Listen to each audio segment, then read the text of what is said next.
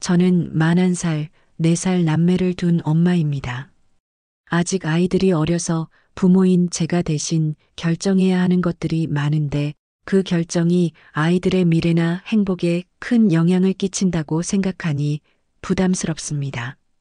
훈육의 기준이 잘못된 건 아닌지, 다른 유치원에 보냈으면 언어 환경이 더 좋지 않았을지, 어떻게 놀아줘야 사회성 발달에 좋을지, 늘 선택과 결과에 대해 불안감이 큽니다. 아이들이 바르게 자라지 못하면 오롯이 제 잘못이라고 생각하기에 걱정이 끝이 없습니다. 제가 육아관에 확신을 갖고 아이들을 키울 수 있도록 조언을 부탁드립니다. 엄마가 지금 초조하고 불안하니 아이들도 초조하고 불안할 것입니다. 지금 질문자는 이걸 할까? 저걸 할까? 이렇게 하는 게 좋을까? 저렇게 하는 게 좋을까? 하며 늘 우유부단하고 결정을 잘 못하고 있는 겁니다. 결정해놓고 또 후회를 하고요. 그런데 아이들은 엄마의 보살핌 속에 자라면서 그대로 배우게 됩니다. 그래서 아이들도 엄마처럼 이걸 할까? 저걸 할까? 여기 갈까? 저기 갈까? 돈 많은 사람과 결혼할까? 잘생긴 사람과 결혼할까? 하며 끝없이 고민하는 성향으로 자라게 됩니다. 질문자를 닮아서요. 그래서 지금 질문자의 상태를 보면 아이들도 그렇게 썩 좋은 결과를 얻기는 어렵겠다고 짐작할 수 있습니다. 개가 강아지를 키울 때 어떻게 키워야 대답게 자랄까 하고 고민할까요? 아닙니다. 그냥 키웁니다. 젖 먹이고 다른 동물이 새끼를 해치려 하면 막아주고 그러면서 강아지가 자라는 겁니다. 동물은 유전인자대로 성장하는 부분이 하나 있고 어미의 행동을 보고 배우는 부분이 있습니다. 사람도 비슷합니다. 유전적으로 정해진 부분이 있고 어릴 때 엄마가 하는 행동을 본받는 부분이 있습니다. 그러므로 엄마의 심리가 편안하면 아이 심리도 편안하게 형성되고 엄마가 초조불안하면 아이도 초조불안해집니다. 엄마가 가난을 열등하게 여기면 아이도 그렇게 배우고 엄마가 외모를 지나치게 따지면 아이도 자기 외모에 대해 열등감을 갖게 됩니다. 그대로 따라가는 거예요. 성장기를 나눠보면 3살까지는 자아가 형성되는 시기입니다. 이때는 무엇을 가르치는 것이 아니라 심리를 안정시켜주는 것이 가장 중요합니다. 할머니가 키우면 할머니의 심리가 안정되어야 하고 유모가 키우면 유모의 심리가 안정되어야 하고 키우는 사람이 엄마라면 엄마의 심리가 안정되어야 합니다. 낳은 자가 엄마가 아니고 기른 자가 엄마가 되는 이유가 여기에 있습니다. 그래서 아이에게는 주 양육자의 심리가 안정돼 있어야 하고 그런 사람이 따뜻하게 보살펴 주는 것이 제일 좋습니다. 4살부터는 그 자아를 기준으로 따라 배우기를 합니다. 유치원, 초등학교 시기의 아이들의 특징은 모방이에요. 뭐든지 주위에서 하는 대로 따라합니다. 엄마가 한국말 하면 한국말을 하고 김치를 좋아하면 김치를 먹습니다. 그래서 애들 보는 앞에서는 찬물도 함부로 못 마시다 하는 옛말이 있는 겁니다. 이 시기에는 부모가 모범을 보여야 합니다.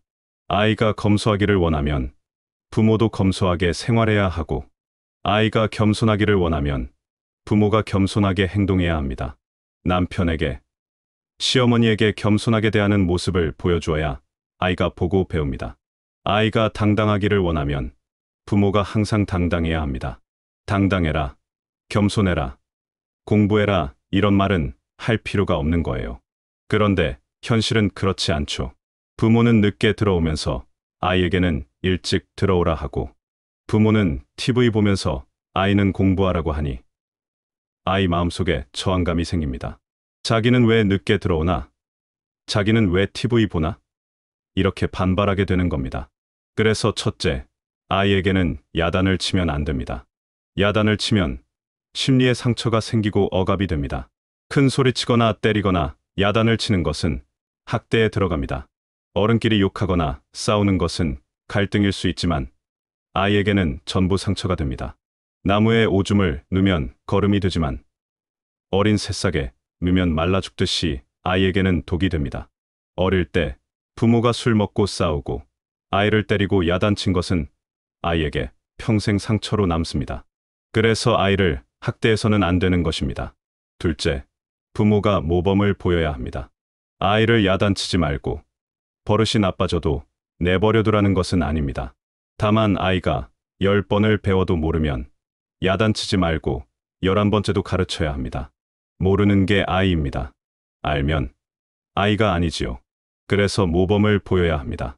아이가 사춘기를 지나 집을 나가거나 성인이 되어 부모와 등을 돌리고 만나지 않으려 하는 이유가 뭘까요? 돈을 달라고 했는데 안 줬다거나 하는 이해관계도 있겠지만 대부분은 어릴 때 받은 상처 때문입니다. 그런데 부모는 그걸 잘 몰라요. 내가 무슨 상처를 줬는지 모릅니다. 다 내가 잘 되라고 그랬지, 이렇게 생각합니다. 어린아이가 어른이 되는 과도기가 사춘기입니다.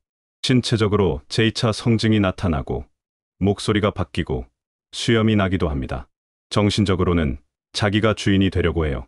따라 배우는 단계를 지나 이제는 스스로 해보려고 합니다. 하지만 엄마는 말을 안 듣는다 하는 관점에서 보게 되는 거죠. 아이가 스스로 해보려는 걸 막아버리면 어떻게 될까요? 신체만 어른이 되고 정신은 어린아이에 머물러 버립니다. 그러면 부모가 평생 보살펴야 해요. 그래서 사춘기 때는 간섭을 하지 않아야 합니다.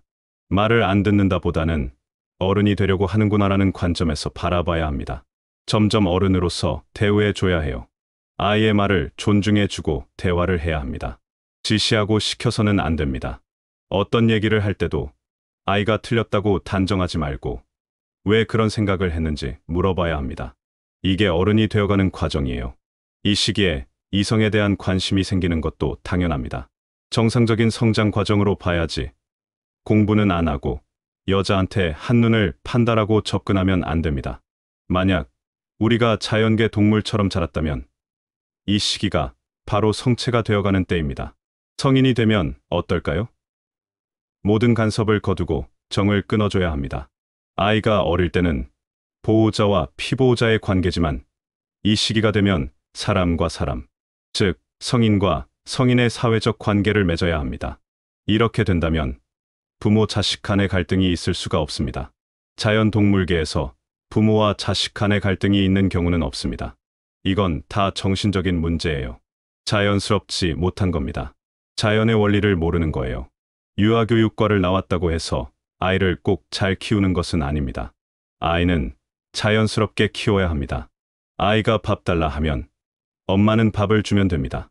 아이를 두고 직장에 가는 것보다는 등에 업고 직장에 가는 게 아이에게 훨씬 심리적 안정이 됩니다.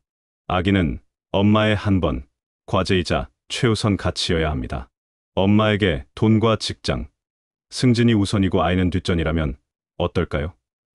그걸 돈으로 계산해서 다른 사람한테 맡긴다면 아이는 마음속에 뭔가가 채워지지 않는 사랑고파병에 걸립니다.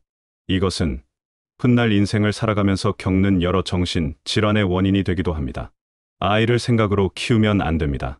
마음으로 키워야 해요. 아이의 장기를 발견해서 전공을 살리는 일은 선생님께 맡겨야 합니다. 그런데 요즘은 엄마가 엄마의 역할을 하지 않고 주로 선생 역할을 하려고 합니다. 왜 그럴까요? 엄마들이 많이 배웠기 때문입니다. 저희 어머니는 초등학교도 못 나왔어요. 그래서 우리에게 밥 주는 것 말고는 이래라 저래라 하는 게 없었어요. 잘 모르시니까요. 아이의 교육과 진로는 선생님과 선배들과 함께 의논해서 해나가는 것입니다. 그런데 여러분은 많이 배워서 아는 게 많기 때문에 아이의 대학이나 결혼까지 전부 관여하려고 합니다. 부모의 역할이 아니라 선생의 역할, 코치의 역할을 하려 해요. 요즘 아이들에게는 코치와 이웃집 아줌마만 있지 부모가 없습니다. 그래서 대부분의 아이들이 똑똑하긴 하지만 심리적인 불안과 결핍이 생기고 정신질환을 가진 아이들의 수가 급격하게 늘어나고 있는 겁니다. 질문자처럼 아이를 키우면 안 됩니다. 그저 밥 주고 안아주고 엄마가 보기에 해서는 안 될 일이라면 울어도 들어주지 않으면 그만입니다. 야단치지 말고 그냥 해주지 않으면 돼요. 여러분은 아이에게 야단을 심하게 치고 그러고 나서는 또 해달라는 대로 해줍니다.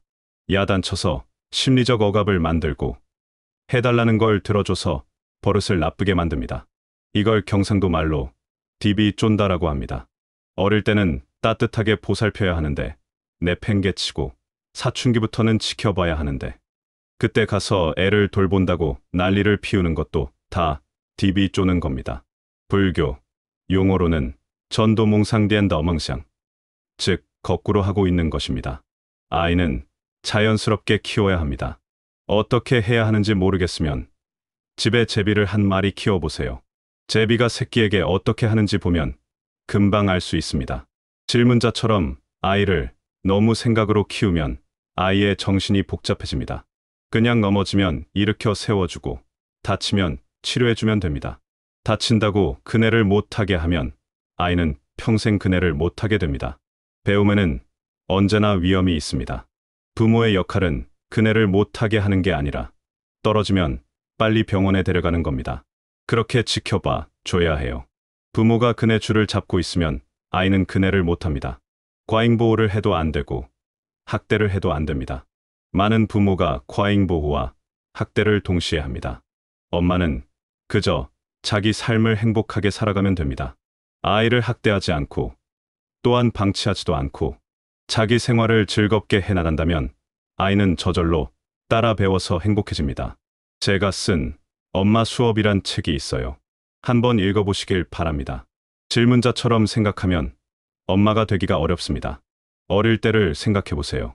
부모가 나한테 어떻게 했으면 좋았을 것 같은지 생각해보세요. 자기가 아무리 잘못을 했어도 엄마가 야단치면 기분이 안 좋았죠. 그렇다고 잘못한 걸 그냥 내버려 두면 버릇이 나빠집니다. 그러니 야단치지 말고 잘못된 요구는 안 들어주면 됩니다. 아이가 밥을 안 먹겠다고 하면 엄마는 야단을 치고 또 밥을 차려줍니다. 그럴 때는 야단치지 말고 밥그릇을 치워버리면 됩니다. 그런데 그게 잘 안 되지요. 다시 아이가 밥을 달라고 하면 주면 됩니다. 야단칠 필요는 없어요. 부모는 아이를 다룰 수 있는 카드가 10가지, 20가지 되는 유리한 국면에 있습니다. 아이는 대응할 수 있는 게 없잖아요. 그런데 부모가 무엇 때문에 큰 소리를 칩니까? 그것은 강아지가 짖듯이 불리한 사람이 하는 행동입니다. 감사합니다. 잘 알았습니다.